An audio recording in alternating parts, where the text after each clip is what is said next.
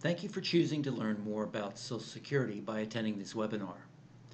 Social Security is quite broad and can be a complex subject. However, this presentation will address the basic concepts of Social Security only as it pertains to the individual earner and beneficiary. Once you understand how individual benefits work, we will have another presentation that includes an examination of spousal, survivor, and divorced spouse benefits and how those are determined.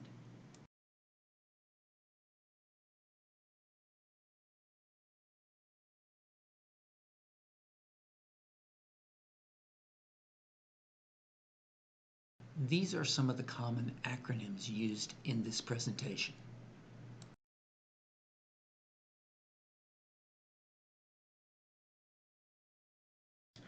So, what is Social Security? As envisioned by President Roosevelt, social insurance would address the permanent problem of economic security for the elderly by creating a work-related, contributory system in which workers would provide for their own future economic security through taxes paid while employed. So originally, Social Security was designed as more of an anti-poverty program, but has since morphed into so much more, providing disability, child, spousal, and survivor benefits as well. For many of us, it is a source of income that will be a welcome addition to any other retirement income sources on which we are planning. Some of the topics we will look at in this presentation are quick facts on Social Security, how it is functioning now, how we depend on it, and what the prospects for the future are. Also, we'll look at some of the key risks that Social Security attempts to solve. Additionally, we'll look at the fundamentals of Social Security, how benefits are determined, as well as looking at examples of how lifetime benefits differ based on the age that you start your benefits. Over 60 million Americans receive Social Security benefits, totaling almost $1 trillion in benefits annually. The average monthly retirement benefit is about $1,500, which is about $18,000 per year. For 61% of elderly beneficiaries, Social Security provides the majority of their cash income, which means they rely on Social Security for over 50% of their income. For about a quarter of the elderly beneficiaries, Social Security provides over 90% of their cash income. The Social Security Trust Fund is projected to be exhausted sometime between 2031 and 2034, at which time benefits could be reduced by roughly 21% unless legislation adjusts program funding. Because of its design, Social Security can help address several key risks in retirement. For example, one of the most important risks addressed by Social Security is longevity risk, meaning outliving your sources of income. Social Security provides an income source that continues for the rest of your life.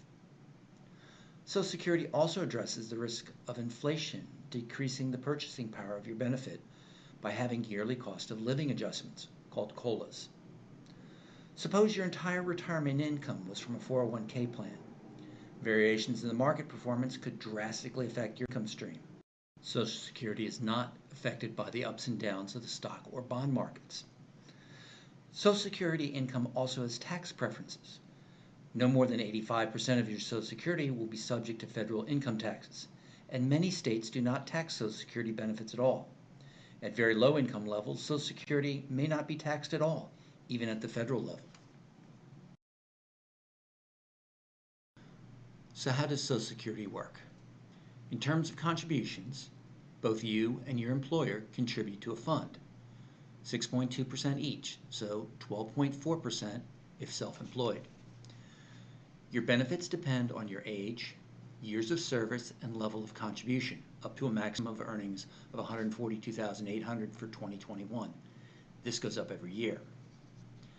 In terms of distribution, there's a three-tiered formula for Social Security calculation, skewed to a higher percentage payout at lower income levels, which means twice the contribution doesn't yield twice the benefit. Additionally, Social Security may provide several other benefits such as disability income, spousal income, or survival income. How do you qualify for Social Security retirement benefits, you might wonder? Well, by working in a job that is paying into the Social Security system. You will have to work 40 quarters, earning at least a certain minimum. This is $1,470 per quarter in 2021. Now, what does your benefit amount depend on? It depends on the average index monthly earnings, called AIME, as calculated by the Social Security Administration for your highest 35 years. This produces a primary insurance amount, PIA, which is the amount you'll receive if you start your benefits at your full retirement age, often referred to as FRA. Social Security uses a complex formula to derive and estimate PIA, which happens to skew the benefit pool to lower wage earners. Social Security Administration sends out yearly notices with an approximate calculation based on continued employment at about the same wage level you are now. The closer you are to your retirement age, the more accurate this estimate will be. You can also go to socialsecurity.gov and sign up for My Social Security account for more information. This is a picture of the front page of a typical Social Security statement. The upper right-hand corner shows the estimated monthly benefit you'll get if you retire at your full retirement age. That's $1,851 for this person. The estimate assumes continuation at approximately the same income level you are now.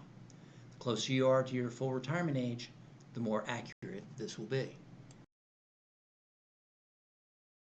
This second page of the Social Security statement shows the estimation of benefits for 3 retirement dates.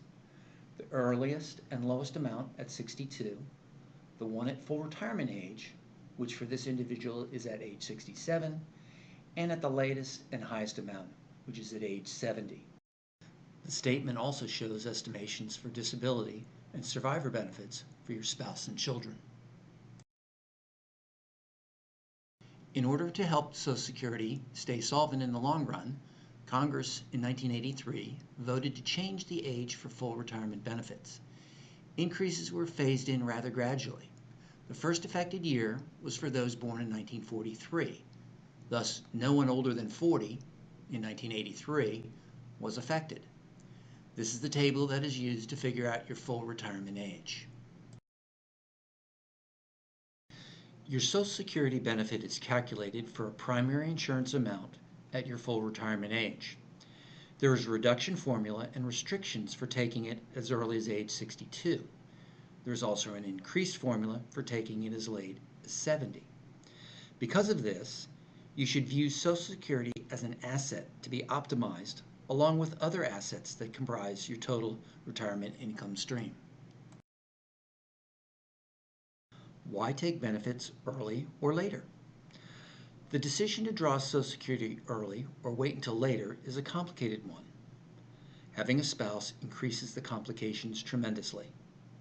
In fact, an entire presentation will be dedicated to just spousal considerations. Financial planners often have access to calculators specifically designed to calculate lifetime benefits for any given input.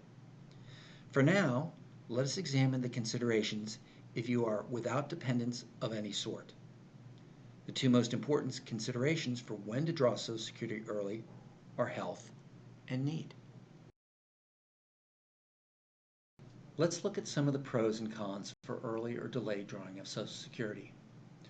We'll start with early drawing, which means before your full retirement age. On the pro side, it provides money for healthcare costs.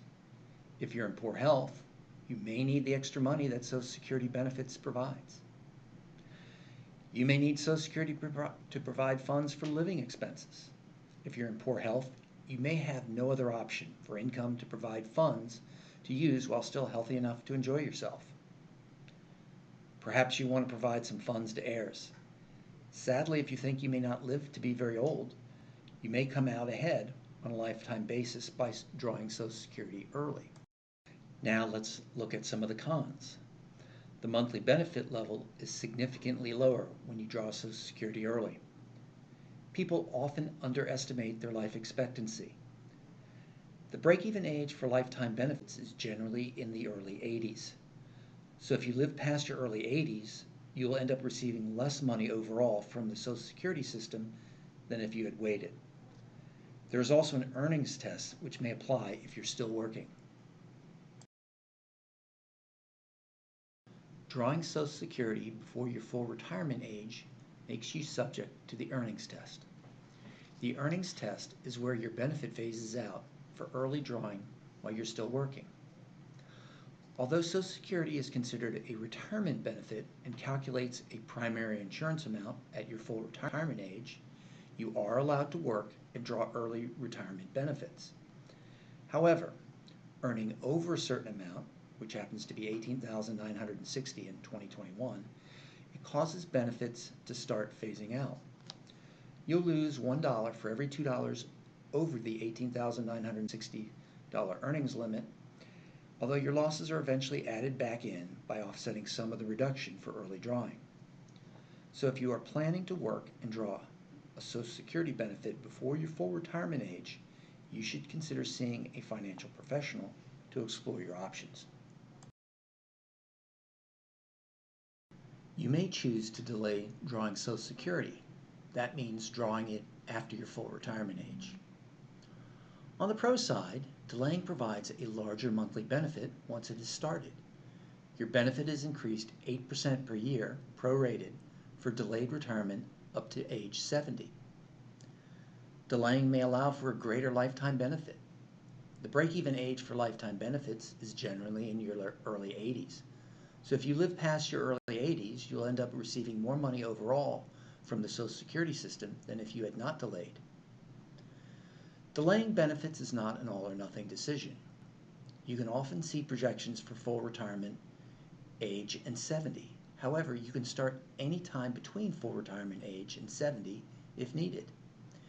The increased benefit is prorated on a monthly basis, which is 8% divided by 12, or an increase of 2/3% per each month delayed full retirement age up to age 70. A possible advantage of delaying comes from using retiree accounts until Social Security starts, and it may allow you to reduce your market risk.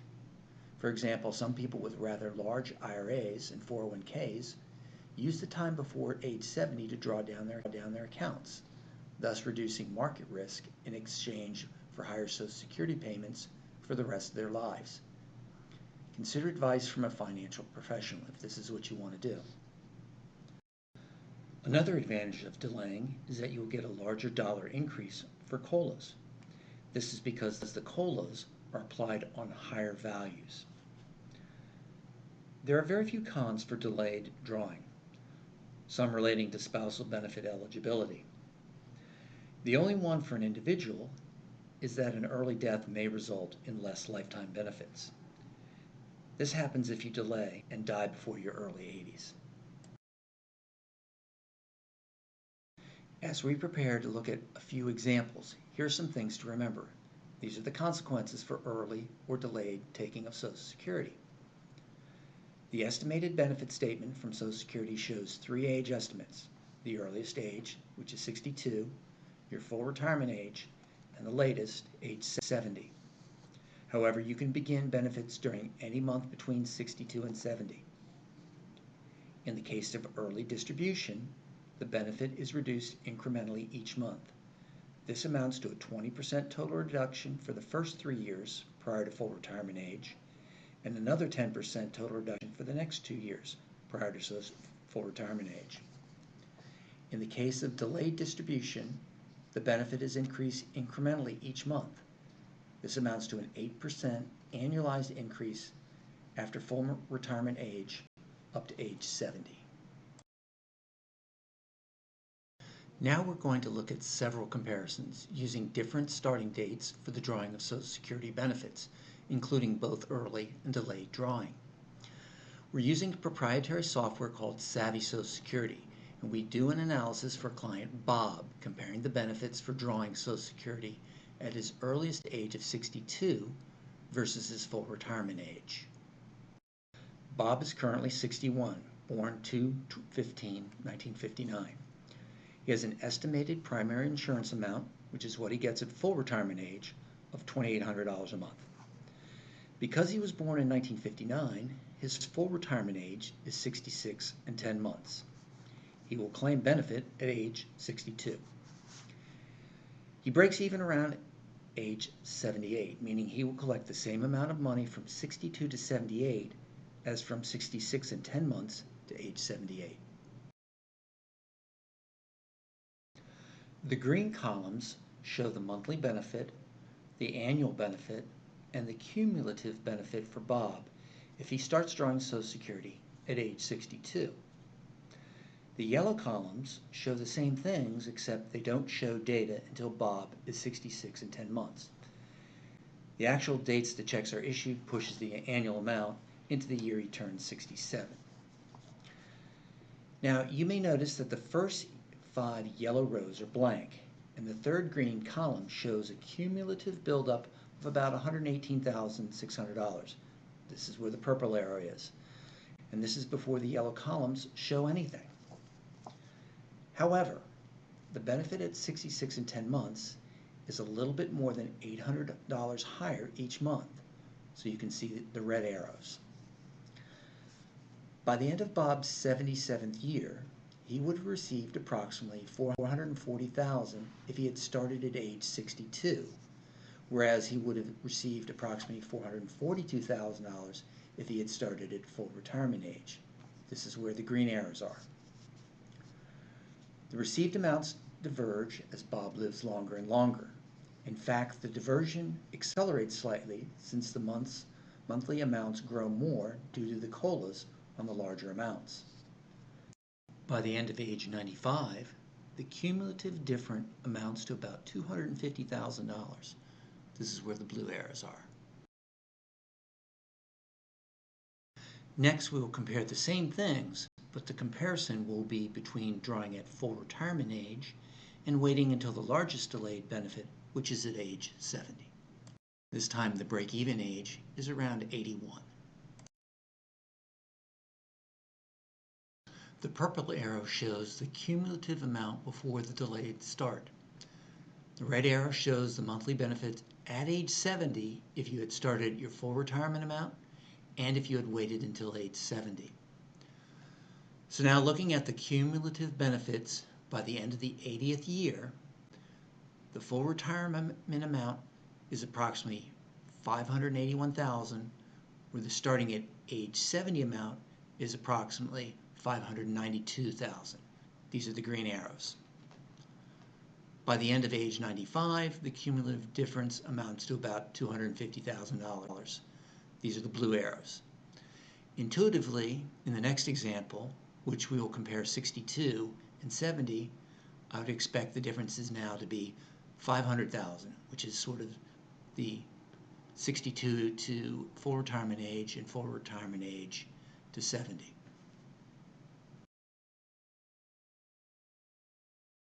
Now we'll compare the same things again, but the comparison will be between drawing at age 62 and waiting until the largest delayed benefit, which is at age 70.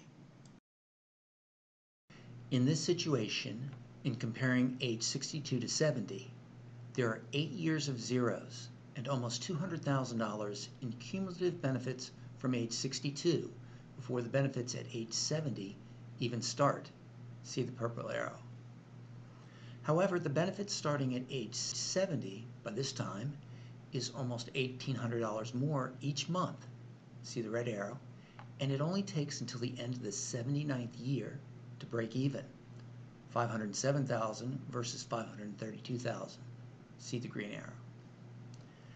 As expected, the difference by age 95 is approximately $500,000. See the blue arrow. If you think you will live past your early 80s and have the means to live until you draw delayed benefits, it might pay to wait. On a side note, many estimations of break-even ages are a few years later. This is because of the time value of money. If you didn't spend the early Social Security benefits and instead invested them, you would have a larger cumulative pot of money, which means a higher purple arrow amount, which needs to be offset with a higher delayed benefit income. This may even break even out a few more years. Savvy Social Security actually has a calculator to compare various reinvestment rates and where the break-even age will be. Let's talk a little bit about taxation. Not all of your Social Security benefits are subject to taxation. Up to 85% of your Social Security benefit may be taxable at ordinary rates on your federal taxes and possibly at state rates on your state taxes, depending on something called provisional income. The calculation of provisional income can be somewhat complicated. The IRS has a calculator to help calculate how much of your Social Security is taxable. See the link below. We suggest you consult your financial advisor or tax professional for individual advice. Now let's take a look at solvency issues and reform proposals for Social Security. Many people are worried about the solvency of Social Security. Newer estimates from September of 2020 estimate the Social Security Trust Fund will now be exhausted by 2031.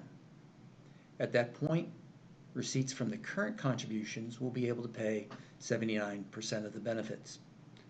Some of the suggested proposals to shore up Social Security in no particular order are to reduce the payouts, increase the contribution percentage, raise the earnings cap, raise the retirement age, or add a new tax on earnings over $400,000. In conclusion, Social Security is a critical component of an effective retirement income plan. Deciding when to draw Social Security is a complicated decision. Understanding and making the right decisions around taking Social Security can be a big driver of success in retirement. Additional consideration needs to be given for spousal benefits and survivor benefits if married, but that's for another presentation. This presentation was given by Pegasus Financial Group. We suggest you work with your financial advisor to assess your personal situation. However, you may contact us for free Social Security calculation for your specific situation. Please email us at info@pegasusfg.com. Thank you.